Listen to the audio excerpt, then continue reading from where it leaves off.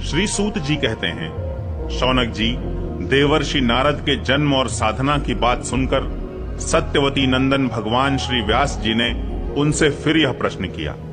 श्री व्यास जी ने पूछा, नारद जी, जब आपको ज्ञानोपदेश करने वाले महात्मा गण चले गए तब आपने क्या किया?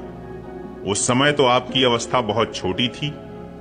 स्वयंभुव, आपकी शेष आयु किस प्रकार व्यतीत हुई और मृत्यु के समय आपने किस विधि से अपने शरीर का परित्याग किया? देवर्षे, काल तो सभी वस्तुओं को नष्ट कर देता है, उसने आपकी इस पूर्व कल्प की स्मृति का कैसे नाश नहीं किया? श्री नारद जी ने कहा, मुझे ज्ञानोपदेश करने वाले महात्मा गण जब चले गए तब मैंने इस प्रकार अपना जीवन व्यतीत किया। यद्यपि उस समय मेरी अवस्था बहुत छोटी थी, मैं अपनी मां का इकलौता लड़का था। एक तो वह स्त्री थी, दूसरे मूढ़ और तीसरे दासी थी। मुझे भी उसके सिवा और कोई सहारा नहीं था। उसने अपने को मेरे स्नेह पाश से जकड़ रखा था। वह मेरे योगक्षेम की चिंता तो बहुत करती थी, परंतु पराधीन होने के कारण कुछ कर नहीं पाती थी। जैसे कठपुतली नचाने वाले की इच्छा के अनुसार ही नाचती है, वैसे ही यह सारा संसार ईश्वर के अधीन है। मैं भी अपनी मां के स्नेह बंधन में बंधकर उस ब्राह्मण बस्ती में ही रहा। मेरी अवस्था केवल 5 वर्ष की थी। मुझे दिशा, देश और काल के संबंध में कुछ भी ज्ञान नहीं था। एक दिन की बात है, मेरी मां गौ दूहने के लिए रात के समय घर से बाहर निकली।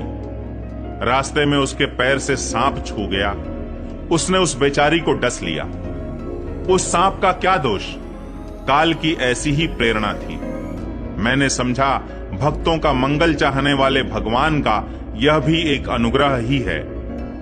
इसके बाद मैं उत्तर दिशा की ओर चल पड़ा।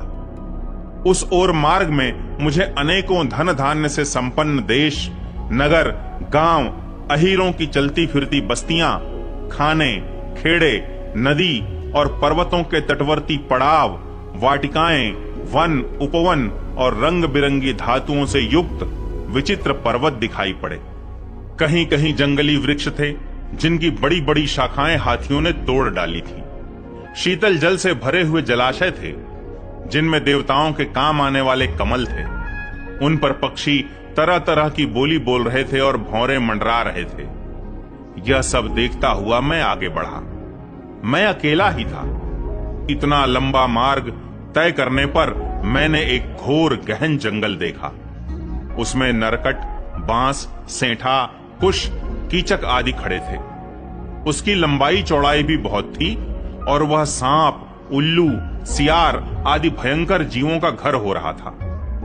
देखने में बड़ा भयावना लगता था। चलते चलते मेरा शरीर और इंद्रियां शिथिल हो गईं। मुझे बड़े जोर की प्यास लगी। भूखा तो था ही। वहां एक नदी मिली। उसके कुंड में मैंने स्नान, जलपान और आचमन किया। इससे मेरी थकावट मिट गई। उस विजन वन में एक पीपल के नीचे आसन लगाकर मैं बैठ गया। उन महात्माओं से जैसा मैंने सुना था, हृदय में रहने वाले परमात्मा के उसी स्वरूप का मैं मन ही मन ध्यान करने लगा। भक्ति भाव से वशीकृत चित्त द्वारा भगवान के चरण कमलों का ध्यान करते ही भगवत प्राप्ति की उत्कट लालसा से मेरे नेत्रों में आंसू छलछला आए और हृदय में धीरे धीरे भगवान प्रकट हो गए। व्यास जी, उस समय प्रेम भाव के अत्यंत उद्रेक से मेरा रोम रोम पुलकित हो उठा। हृदय अत्यंत शांत और शीतल हो गया। उस आनंद की बाढ़ में मैं ऐसा डूब गया कि मुझे अपना और ध्येय वस्तु का तनिक भी भान न रहा। भगवान का वह अनिर्वचनीय रूप समस्त शोकों का नाश करने वाला और मन के लिए अत्यंत लुभावना था। सहसा उसे न देख मैं बहुत ही विकल हो गया और अनमना सा होकर आसन से उठ खड़ा हुआ। मैंने उस स्वरूप का दर्शन फिर करना चाहा, किंतु मन को हृदय में समाहित करके बार बार दर्शन की चेष्टा करने पर भी मैं उसे नहीं देख सका। मैं अतृप्त के समान आतुर हो उठा। इस प्रकार निर्जन वन में मुझे प्रयत्न करते देख स्वयं भगवान ने, जो वाणी के विषय नहीं है, बड़ी गंभीर और मधुर वाणी से मेरे शोक को शांत करते हुए से कहा, खेद है कि इस जन्म में तुम मेरा दर्शन नहीं कर सकोगे। जिनकी वासनाएं पूर्णतया शांत नहीं हो गई हैं, उन अधकचरे योगियों को मेरा दर्शन अत्यंत दुर्लभ है। निष्पाप बालक, तुम्हारे हृदय में मुझे प्राप्त करने की लालसा जागृत करने के लिए ही मैंने एक बार तुम्हें अपने रूप की झलक दिखाई है। मुझे प्राप्त करने की आकांक्षा से युक्त साधक धीरे धीरे हृदय की संपूर्ण वासनाओं का भली भांति त्याग कर देता है। अल्पकालीन संत सेवा से ही तुम्हारी चित्त वृत्ति मुझमें स्थिर हो गई है। अब तुम इस प्राकृत मलिन शरीर को छोड़कर मेरे पार्षद हो जाओगे। मुझे प्राप्त करने का तुम्हारा यह दृढ़ निश्चय कभी किसी प्रकार नहीं टूटेगा। समस्त सृष्टि का प्रलय हो जाने पर भी मेरी कृपा से तुम्हें मेरी स्मृति बनी रहेगी। आकाश के समान अव्यक्त सर्वशक्तिमान महान परमात्मा इतना कहकर चुप हो रहे। उनकी इस कृपा का अनुभव करके मैंने उन श्रेष्ठों से भी श्रेष्ठतर भगवान को सिर झुकाकर प्रणाम किया।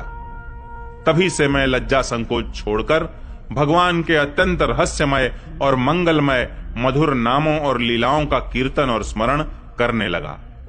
स्पृहा और मद मत्सर मेरे हृदय से पहले ही निवृत्त हो चुके थे।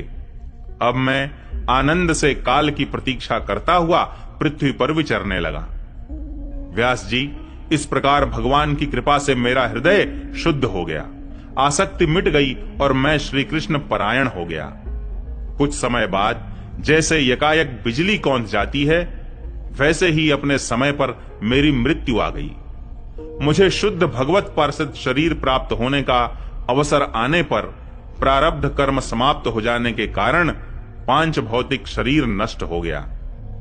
कल्प के अंत में जिस समय भगवान नारायण एकार्णव के जल में शयन करते हैं, उस समय उनके हृदय में शयन करने की इच्छा से इस सारी सृष्टि को समेटकर ब्रह्मा जी जब प्रवेश करने लगे, तब उनके श्वास के साथ मैं भी उनके हृदय में प्रवेश कर गया।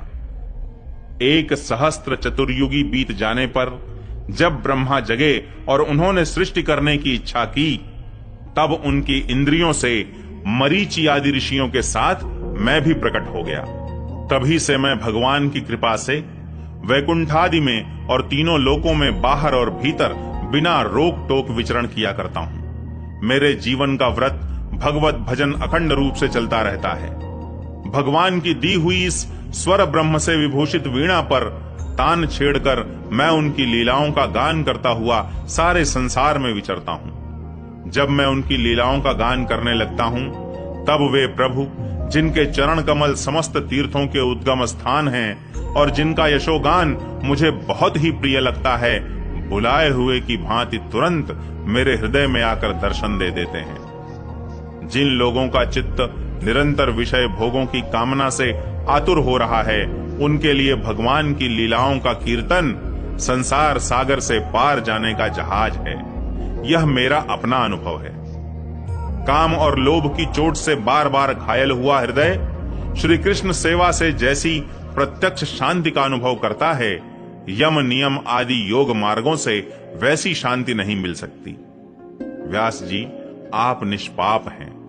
आपने मुझसे जो कुछ पूछा था, वह सब अपने जन्म और साधना का रहस्य तथा आपकी आत्मतुष्टि का उपाय मैंने बतला दिया।